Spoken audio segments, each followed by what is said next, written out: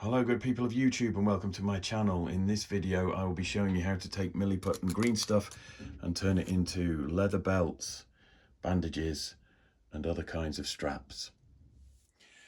Okay, in this little clip I'm going to show you how to make a belt to go around the bottom of Baldwin's torso, and I want a putty that isn't going to be very sticky. So I don't know if you can see that I've more or less reversed the quantities or the ratio of yellow to blue when mixing the green stuff. Normally you have twice as much yellow as you would blue, but here I'm using twice as much blue as I am yellow because I want to create a putty that is a little bit more rubbery in its sort of consistency. I think you can see the colour of that is almost the same colour as my green cutting mat, whereas normally I'm working with putty that has a yellower colour. So I'm going to mix that now with a little bit of Miliput.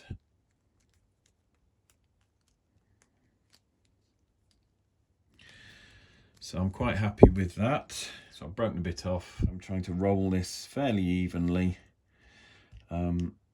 Obviously the Giant's belt is a big thick one. So I don't want to roll that too thinly. I also don't want it to stick. And this is fairly fresh putty. Normally I'd leave the putty to cure a little. I'd mix it to work on something else and then leave a little bit left over, so that towards the end of its workable life, where it's starting to get firmer, I would then use it for things like making rope or straps or anything. But I want to get the belt on Baldwin's torso done fairly quickly so I can move on and show you other hints, tips and techniques. So I'm just making sure there's plenty of water on that now. I'm not rolling it out now. I'm just rolling it into the water. Now I've got an old ruler here. I've had this since I was a student at art school, so it's 30 years old, and you can see by the state it's in that I use this as a modeling tool now. Wet ruler, wet glass. I mean, you can use a chopping board or a piece of plastic or something if you want. Now it's lifted up on the ruler, but that's fine because I did put plenty of water down there. So I'm just going to take a scalpel blade to lift the edge, and I'm not cutting it, I'm just lifting up enough. I feel it stretching a little because it did want to stick, but there we are. Lots of water. It's swimming in water at the moment, and I will have to deal with that. But that is basically the starting point of a belt or a piece of ribbon. So I've got water on one side because I don't want it to stick to the glass, and I'm trying to soak up the water, and I'm literally just hardly touching. I'm just running back and forth over the top of the putty because I don't want any pressure on there.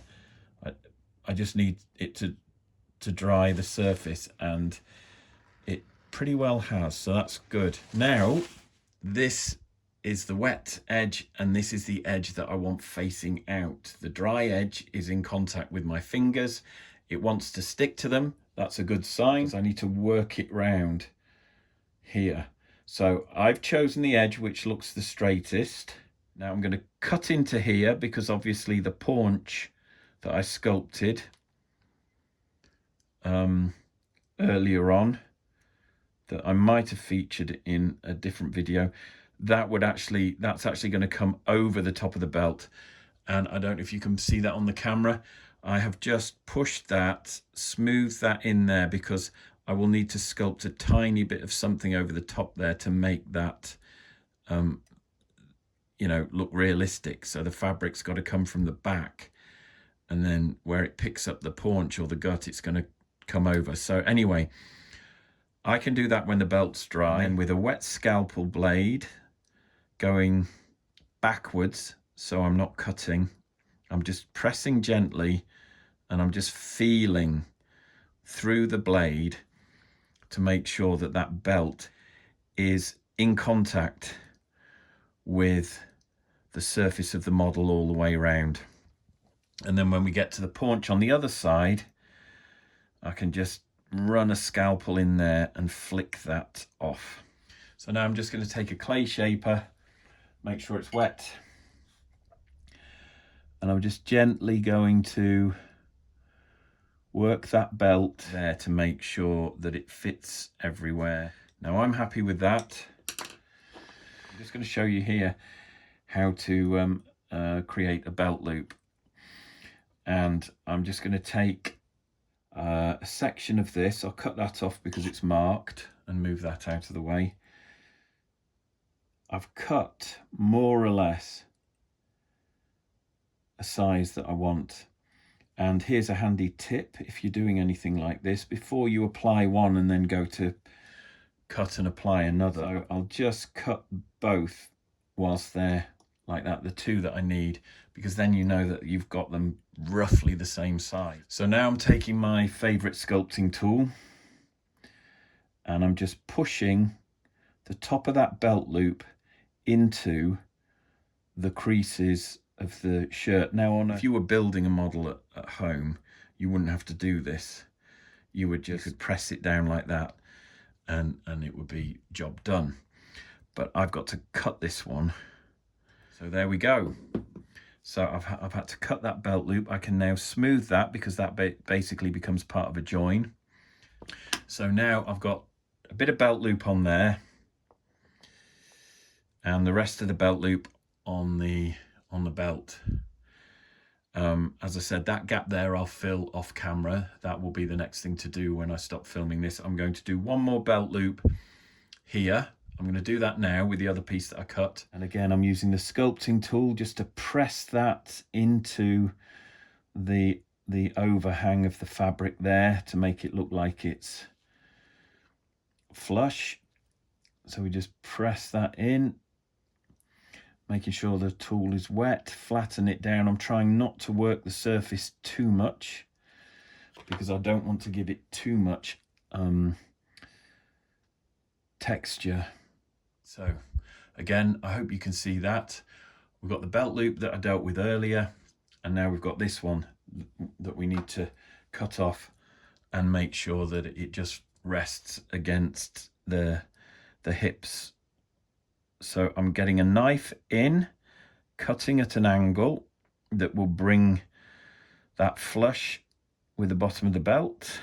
So there we've got two belt loops. But what I'm going to show you now is the same technique that I used in previous videos. So I'm just making sure I've got a clean scalpel blade.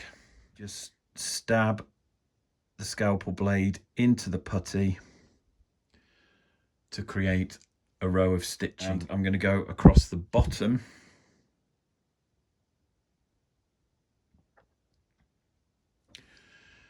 to get stitches in there.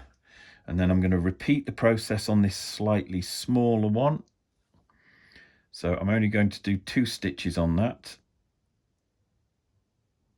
instead of 3, and I'll probably only get 2 stitches in the middle of it as well. So there we have the bottom half of the belt loop on the top of the hips, and then the belt with the remainder of the belt loop there.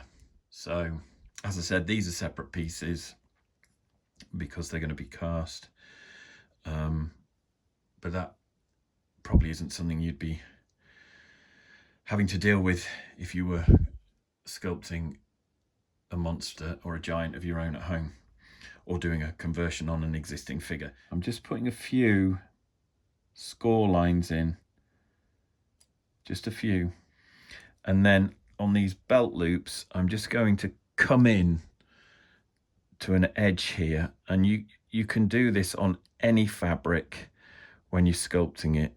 You just slide the edge of your blade in and you create the effect of a little cut. I'll try and show you on this side. I'll do one on this side, and hopefully if I do it upside down, you can see it. You just slide the edge of the scalpel blade in, twist the blade or twist the model. And I'm just going to put one in here towards the top there, and I'll make it slightly deeper than I've done on the other ones, like that. And I'll just open it ever so gently, and then just use the scalpel to straighten it up there. And if I just bring those together, hopefully they still look good. So still looks cool. Yeah, we've got a few score marks in the belt, and hopefully you can see there. And that's it, nice and simple. Okay, so I've rolled out some more sausages of putty, which I need to squash flat like I did with the belt here. So we're going to do the belt fastening, the top of the boot, and then the straps around the ankles. Push it down. Once again, it's come up on the ruler. So just gently, these are quite thin, make sure it's wet. And all I'm doing now is just, there we go, trimming off the obvious bits that are bulging. I'll come to this other one in a second if I need it. I'm focusing on the belt.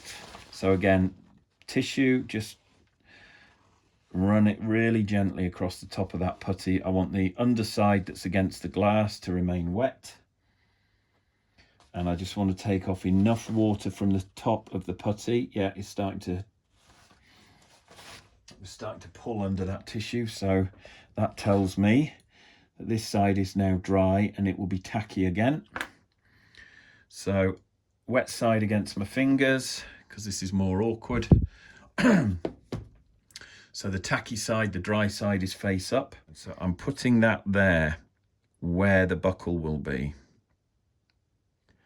I'm just going to gently drop it in place over the front there.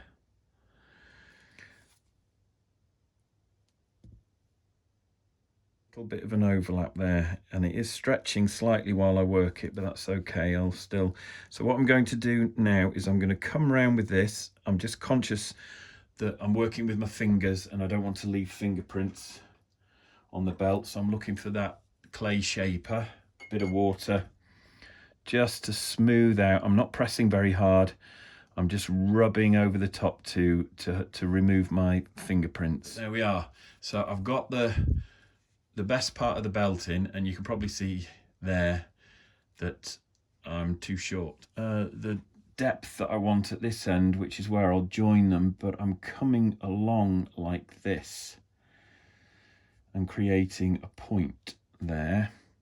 And if you're doing any kind of ribbon or fabric or strap or anything, this is a handy tip for when you want to create something. All right, I'm gonna have to turn that over though, because the wet side needs to be dry. I don't know if you can see there, I've just tapered that down. So I'm using my scalpel here to line it up and blend it in just by pushing, pressing and wiping gently. So I blend that join there, and then very carefully use the scalpel blade to kind of nurse that round to where it tapers out.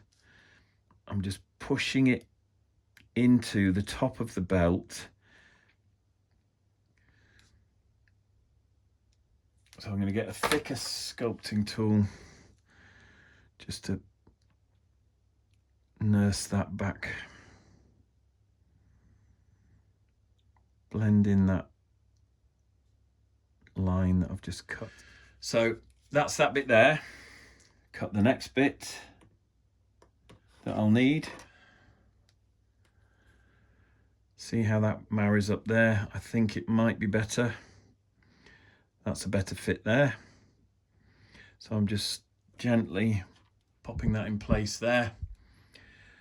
Just going to smooth the fingerprints out as I bring that round. and I'm going to bring that round a bit more dramatically and even try and get a fold, you know, the suggestion of a fold in it there. And then again, happy little accident, running the sculpting tool up underneath that bit of strap has caused it to lift, which is beautiful because I can get my scalpel in there now.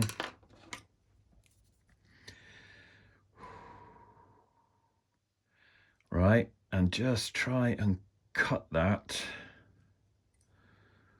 and pull that bit away, smooth that down there, that top bit, run that clay shaper over it to smooth it off, blend it in so the join, the end is almost imperceptible there, because then I can reintroduce enough of a groove there. Yeah, I like that. That's like I said, happy little accident. It's probably a bit long, and it's sticking to my thumb. Just pushing that piece underneath ever so gently. Right, and then I'm going to bring it down. I'm pushing this against the fur here, and I'm going to trim it the other way. Off there. And I might actually make it pointed like that. I'll use this back end of some tweezers because they've got a straight edge there, and I just want to create an impression where that join was, and another impression on this side, and that will be where I put the buckle. What I'm looking for now is a ball stylus, which is one of these things. This has got a very small ball point to it, or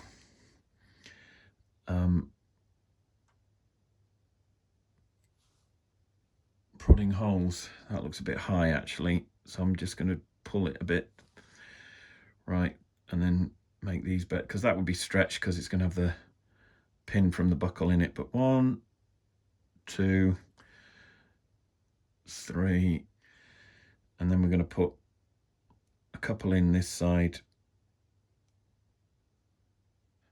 I just want to score a few lines in because it adds interest and texture to the paint. I'm actually going to come across the other way as well to sort of hint at cracks in the leather. Just doing it gently, but as I said, just enough to create a bit of visual interest. On a smaller figure this wouldn't be so much of an issue, but you know, I love sculpting giants, I love painting giants, but as I said in my painting video, when you're tackling something like a giant, it's more like a piece of terrain. It's that big. So this is a bit bigger. Right.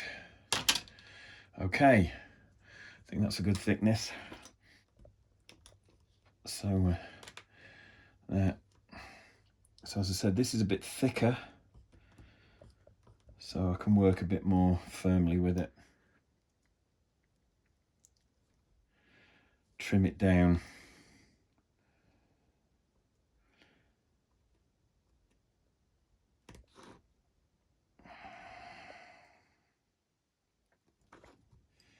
Lift that off again. So what I need to do now is get underneath this. If you've got an awkward shape to trim, use some side cutters, but I want to get in underneath here. I do need to work this up against the leg. I'm just pinching the putty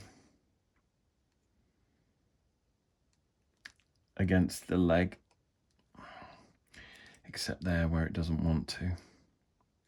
Right.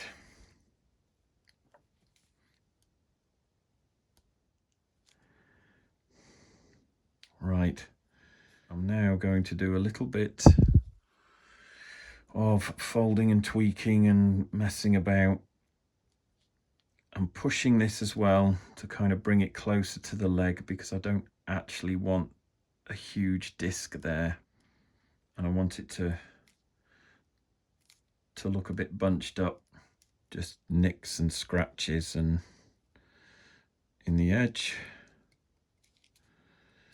just to kind of create some wear and tear. Push up, drag down.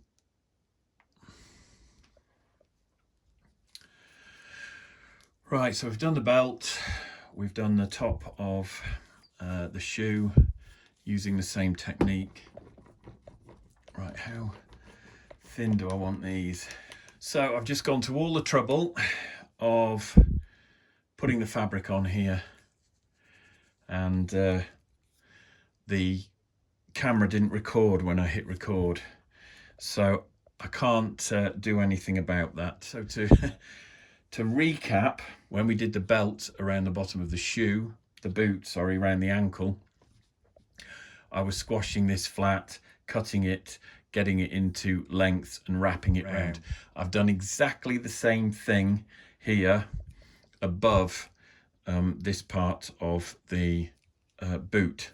So I started at the bottom, not at the top, and just basically worked my way round. Each time I went round, I probably got 2 circuits out of a strand, and then I had to stop and then start with the next strand, which you can see there, that's the start, and wrap around until I had to stop, and then the next strand, and then finally, in the same way that we did this little bit of belt loop here, when I got to the top of the wrapping or the binding, I cut against the trousers, because these were sculpted a while ago and are dry, so I didn't want to damage what I was doing here. So by following all the same processes that we used on making the belt at the bottom here, I've done the wrapping across the top. Push it into the putty below, so it's not created that kind of step. The join is flat, but now I'm going to hide the join. I'm going to cut a few little sections here out of this. I just want a couple of squares, and we'll put finishing touches to this. So I'm just going to cover up the join there, and in a similar way that we made the belt loops earlier on, I'm just going to make this look like it's a piece of strapping or binding or whatever that has been threaded through and wrapped. Push in under the binding, press it flat and work it round, and then that looks like it's actually meant to be like that. And then what I can do, cut another bit. So the putty is getting to the point now where it's not very sticky at all, and that's why I want to get this done quickly. So following the same principle, slightly longer piece here, right? Working it in to make it look like it's tucked under there. Yeah, bringing it down. And I'm just going to put a twist in that, like so. There. With this bit here, I'm going to come in under this one on the strap underneath there, so it looks like it's tucked behind. I'm going to push in against that. Yeah, and then I'm just going to leave that like that. And I'm just going to put some texture on this with a scalpel, so I'll do that quickly now, and then that's pretty much it for this video. So I'll just cut in randomly. Don't know if you can see that, all the little bits that I'm putting in there. So now I'm just going to do some random scratches and cuts that might look like battle damage. And because giants inevitably on the battlefield in Warhammer are pincushions, and they attract a lot of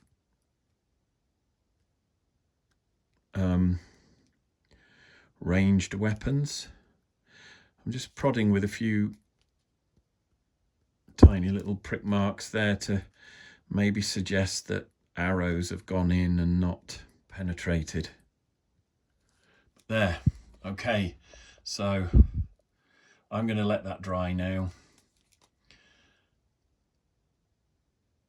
Tidy up a few bits on it. So you can see there where the belt is coming around the top of the fur, there's a little gap that needs filling. So I'm just going to put a tiny bit of green stuff in there. Work it back under the belt. And then just drag the sculpting tool over it to make it look like a tuft of fur.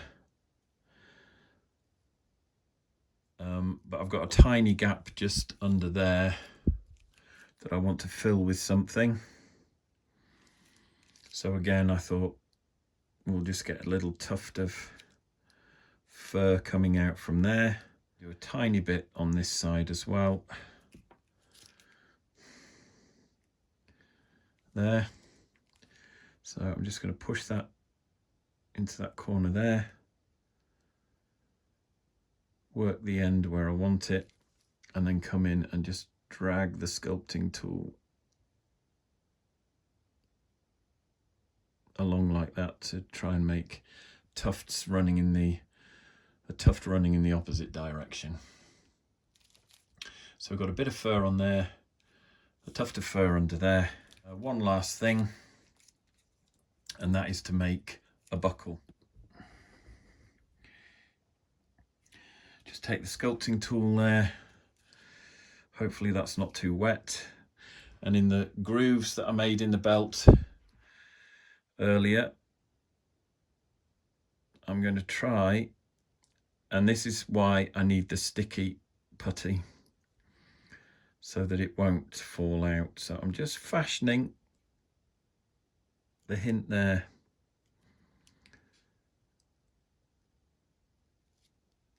One edge of the buckle, roughly the same length. And again, the groove on the other side, I'm going to rest that in there, squash that down. We'll see how we get on. Right, get that across the top. In there. Okay, work it into a reasonable shape there.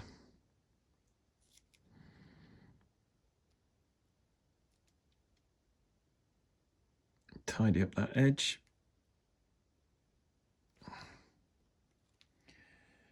And gently with a scalpel, I've just dropped it in the hole that I created earlier, and I'm just going to angle that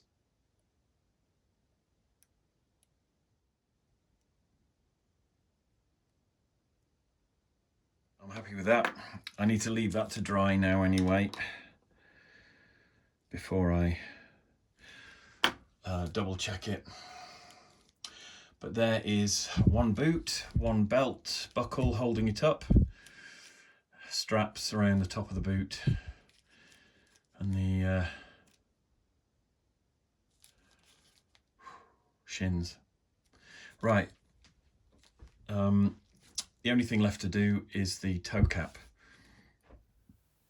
Since doing the bindings around the giant's shin was an epic fail and my camera didn't actually record the process, I filmed myself making bandages for the giant's arm, so I hope you can see what's going on here.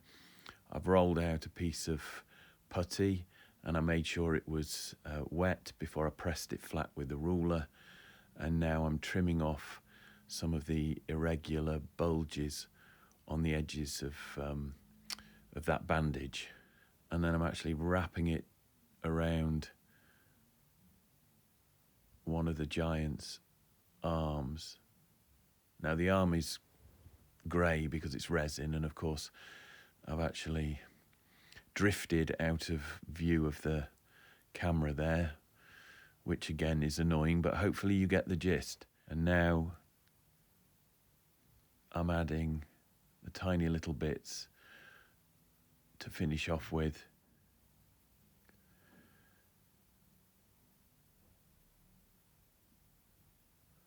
And use the scalpel just to secure it, push it in,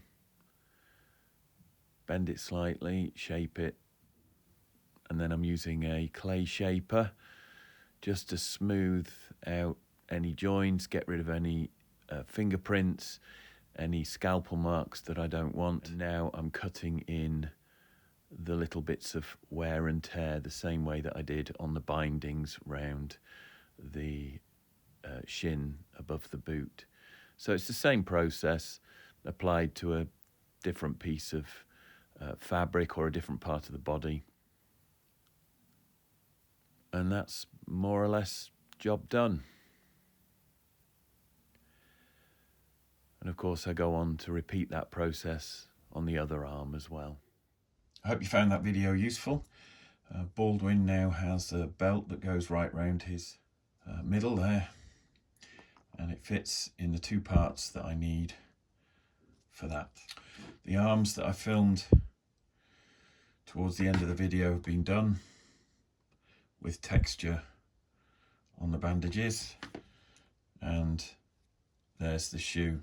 The toe cap will feature in a different video where I look at doing sculpting metalwork, hobnail boots, whatever. So I'll deal with that later, but that's it. As I said before, I hope you find these videos useful. Thanks very much for watching. Please smash that like button if you haven't done already. And if you haven't subscribed to my channel, please do. It does make a difference, and obviously you will get to know when I post a new video. Thanks again for watching. Thanks for sticking with me on this one. It's a slightly more complicated process, but despite the odd technical fail, we did get there. So yeah, please look after yourselves. Please take care, and I'll see you in the next one.